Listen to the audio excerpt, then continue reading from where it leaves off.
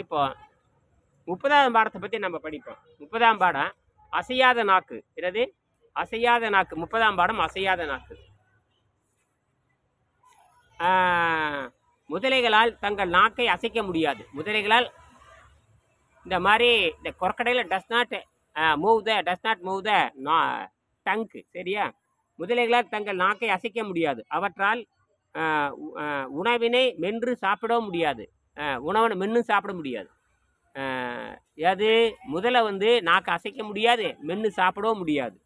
ஆனால் அதன் குடலில் சுரக்கும் செரிமான திரவம் ஒரு இரும்பு தகட்டை கூட கரைத்து விடும். அப்போ நாம் என்ன பண்ணுறோம்? நாக்கு இருக்குது, அரைக்கிறோம், அரைச்சி சாப்பிட்றோம், பாதி வேலையை முடிச்சுட்டு கீழே, அப்புறம் எளிதில் ஜீரணமாகுது, அப்புறம் வேக வச்சு வேறு பண்ணியிருக்கோம். இத்தனையும் படந்து நம்ம போகுது, அதுவே நச்சுத்தன்மை மாறுது. ஆனால் முதலைக்கு வந்து நாக்கு அசைவே கிடையாது, அதனால் அரைச்சி சாப்பிட முடியாது. அது நேர உணவு பாதைக்கு போயிடுது. புரியுதுங்களா? இது தினத்தந்தியில் 2005 வந்தது. உணவு தண்ணீர் இன்றி 60 ஆண்டுகள். சரி, கடந்த 60 ஆண்டுகளாக உணவு தண்ணீர் இன்றி அபூர்வ மனிதர் ஒரு வாழ்ந்து வருகிறார். தற்போது 75 வயதில். அவருடைய பெயர் பிரகலாத் ஜானி. இது வந்து ஒரு வந்த செய்தி. 30ஆம் பாடத்தில் இருக்கிற செய்தி அப்படியே படிக்கிறேன்.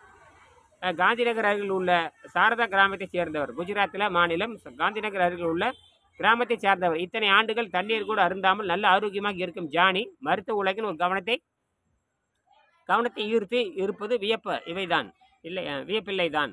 தற்போது அமெரிக்காவின் விண்வெளி ஆராய்ச்சி மையத்தின் நாசா பார்வையும் இவர் மீது திரும்பியுள்ளது. அகமதாபாத் மருத்துவமனையில் பலத்த பாதுகாப்பிடையே ஜானி தீவிர மருத்துவ பரிசோதனைக்கு உட்படுத்தப்பட்டு இருக்கிறார். அமெரிக்க டாக்டர்களும் அவரை பரிசோதித்து இருக்கிறார்கள். இந்த சோதனை மூலம் உணவு தண்ணீர் இன்றி வாழும் நுட்பத்தை புரிந்து கொண்டால் விண்வெளி ஆராய்ச்சிக்கு நிச்சயம் அது பயனுள்ள தகவலாக இருக்கும். இதுதான் அவங்க பண்ணது. நன்றி.